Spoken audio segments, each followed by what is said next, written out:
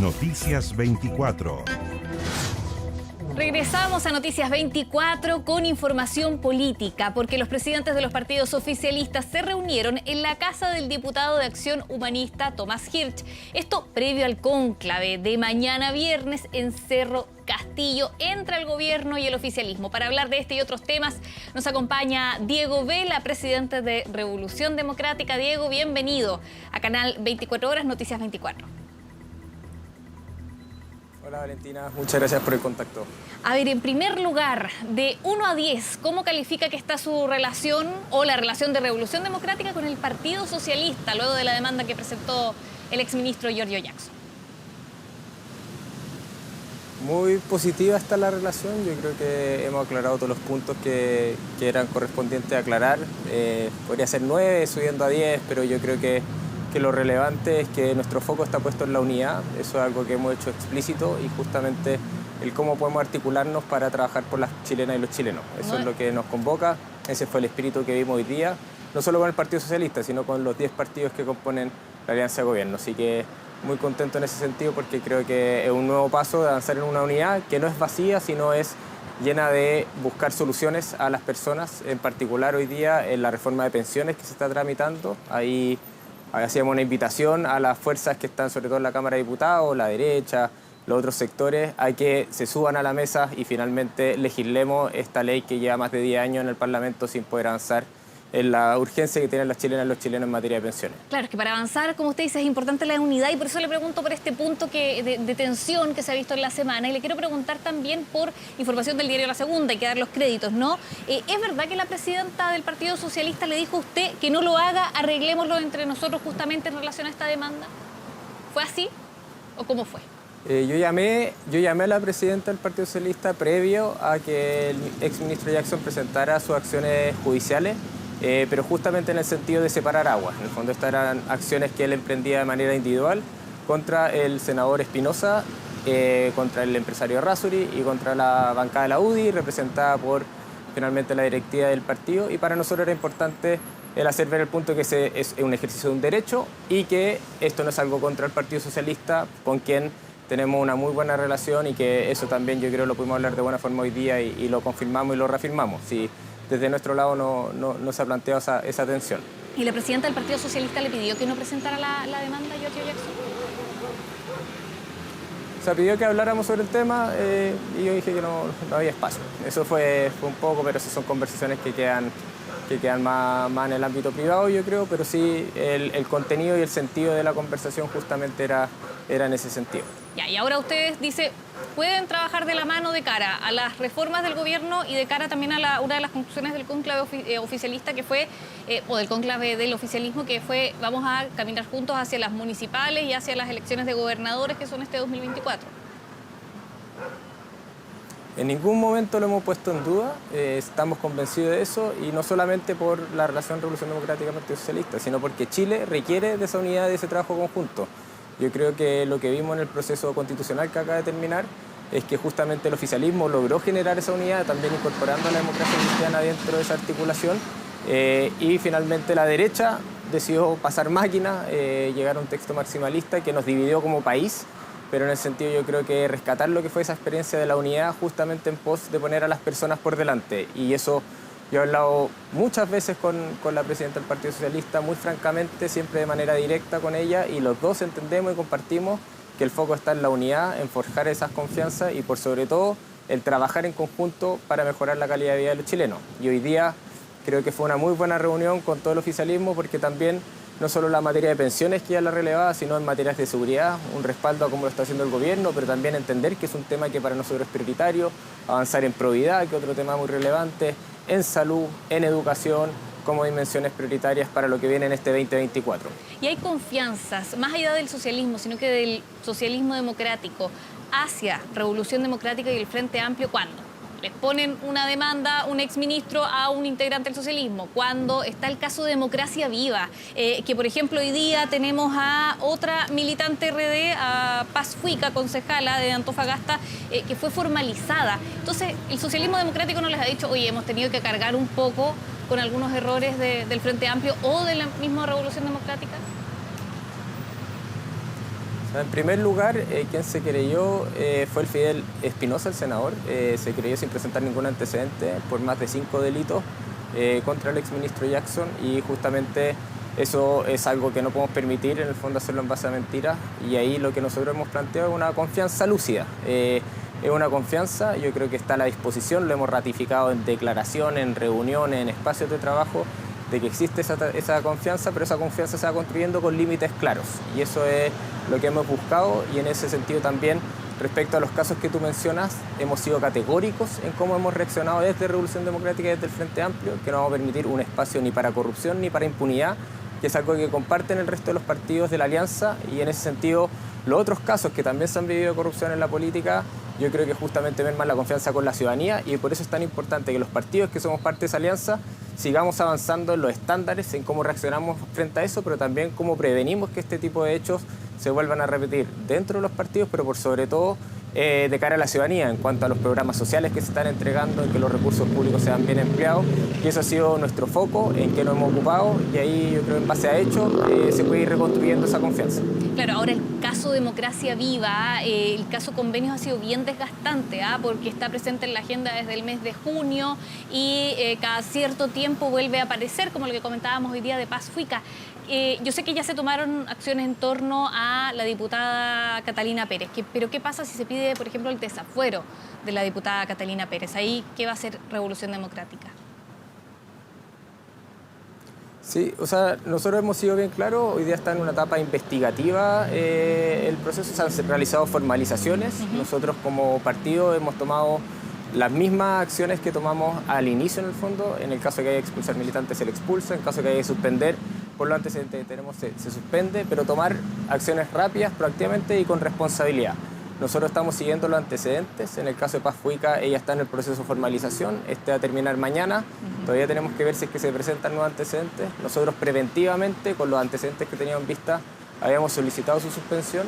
Y en el caso de la diputada Catalina Pérez, nosotros ya hace un par de meses solicitamos la suspensión, esa fue acogida por 1 año, y ahí lo importante es que la investigación avance. Según cómo vaya avanzando, vamos a ir evaluando las acciones que se van tomando, y en ese sentido siempre hemos ido comunicando claramente cuando han habido avance en esa materia.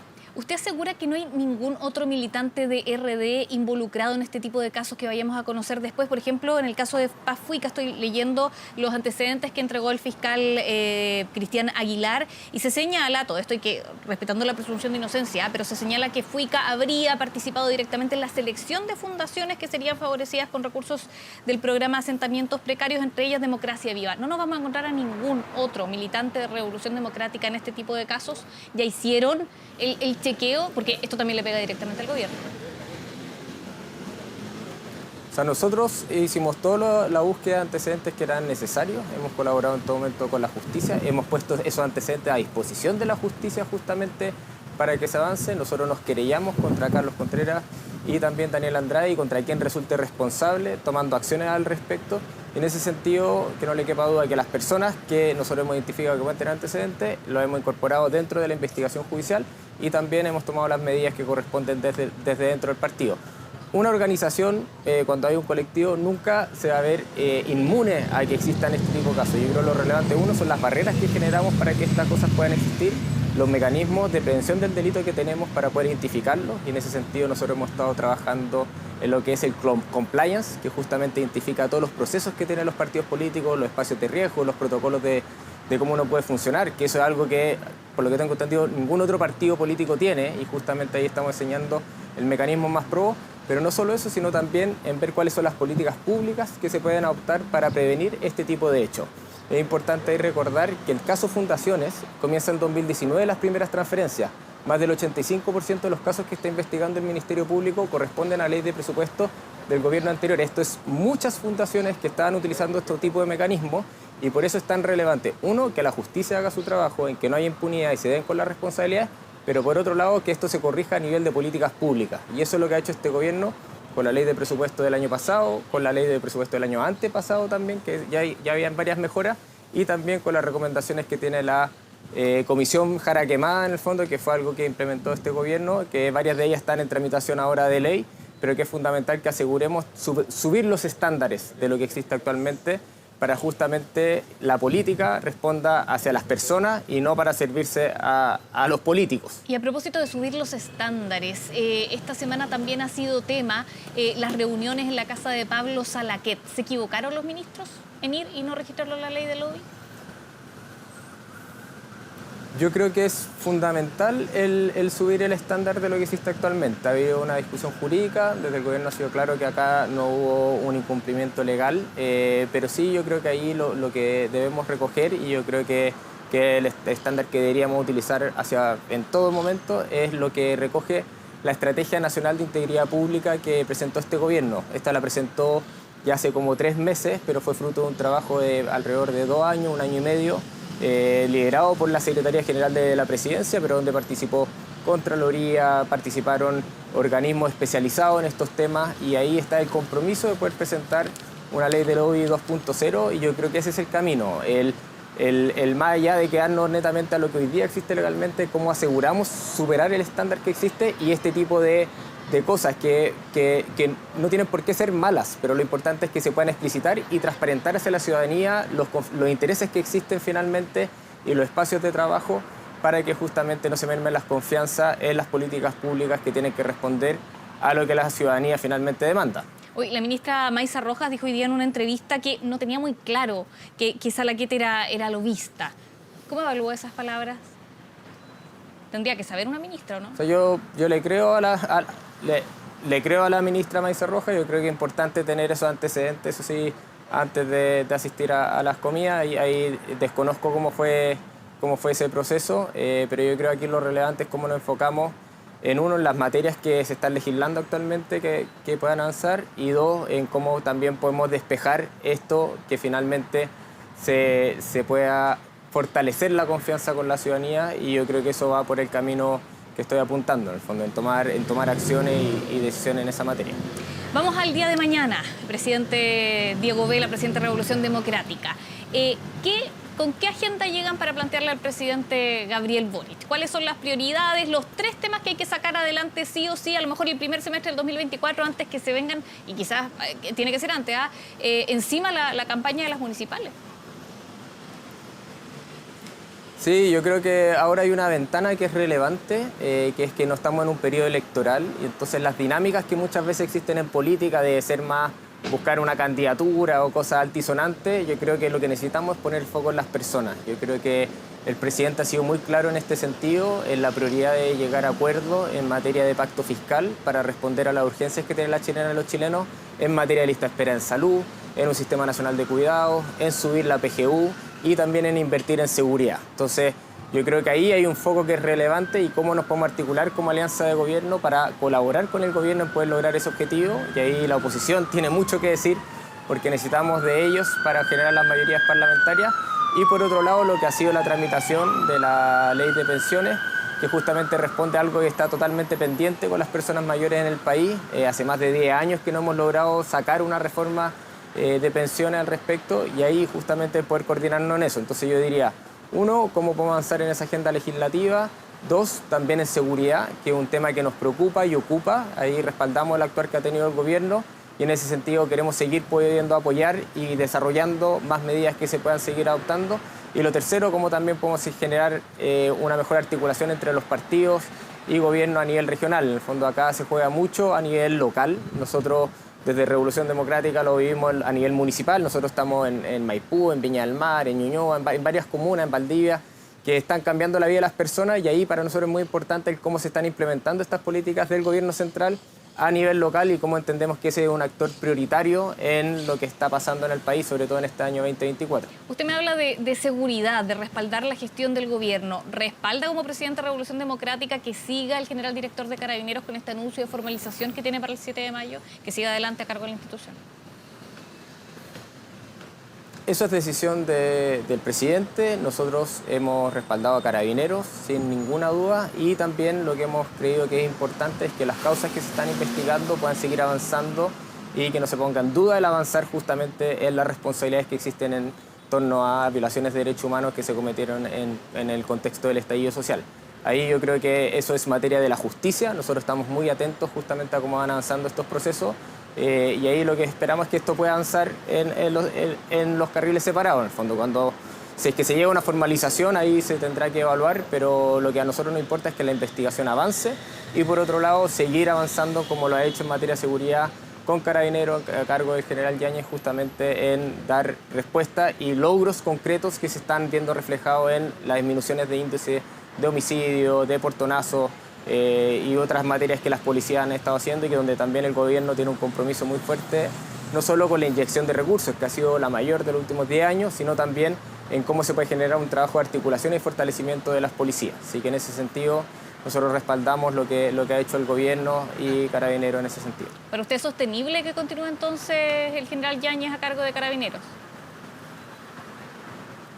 O sea, yo creo que eso es algo que tiene que evaluar el gobierno. Nosotros vamos a respaldar la decisión que tome el gobierno y yo creo que sí es importante que el que él esté o no esté no tenga una implicancia en cuanto a cómo avanzan las causas judiciales. Yo creo que es un foco que es relevante y en eso también respaldar la gestión que ha estado haciendo el Ministerio Público en esa materia para poder avanzar en que se llegue a las responsabilidades del caso. Diego, el presidente Gabriel Boric, pasando ya a otro tema, ¿ha seguido impulsando esta idea de un partido único del Frente Amplio?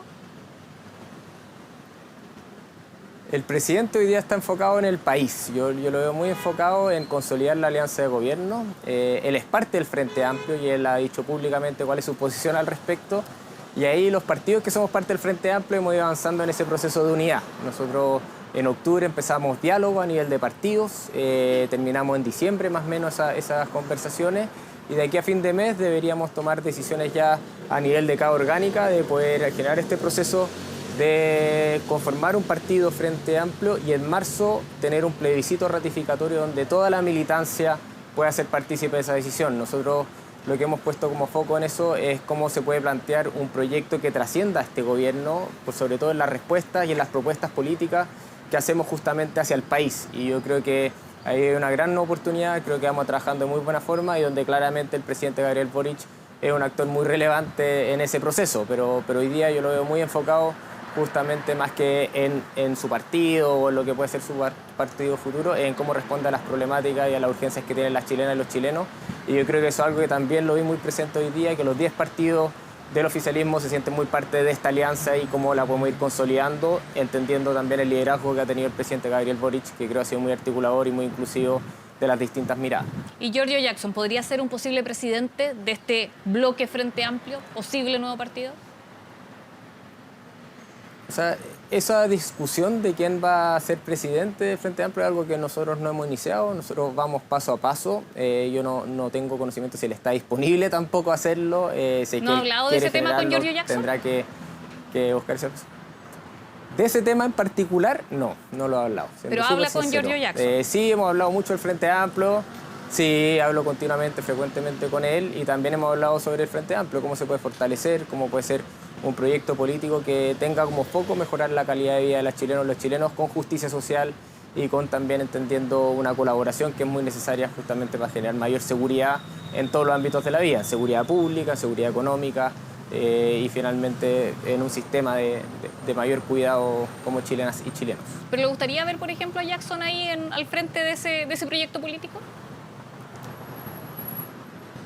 A mí me gustaría verlo en política y lo veo en política. Estoy convencido que es un liderazgo que va a seguir siendo un actor muy relevante del Frente Amplio y de los procesos políticos que enfrentemos como país. Yo creo que su trayectoria ha sido clave finalmente en lograr cosas muy concretas, como fue la gratuidad, como fue la construcción del proyecto del Frente Amplio, como también fue disminuir la dieta parlamentaria, que cuando ellos legislaron esto con el presidente Boric existía una brecha de 44 veces entre el salario mínimo y lo que ganan los parlamentarios. Hoy día con el aumento del salario mínimo que vamos a lograr, justamente va a estar esa brecha entre 12, 13, como alrededor del promedio de la OCDE. Entonces creo que él ha aportado durante toda su vida política, cuando era dirigente estudiantil también, a hacer cambios que sean en beneficio de las personas o corregir ciertas desigualdades que existían y estoy convencido que él va a seguir aportando. Ahí, desde dónde, es algo que yo creo que todavía falta tiempo y ahí se va a ir definiendo paso a paso. Diego Vela, presidente de Revolución Democrática, gracias por esta conversación. Quedamos pendientes de lo que va a ser el día de mañana este cónclave oficialista con el gobierno en Cerro Castillo, a ver cómo sigue adelante la agenda para este 2024. Muchas gracias por el contacto. Muchas gracias a ti, que estés muy bien. Buenas tardes.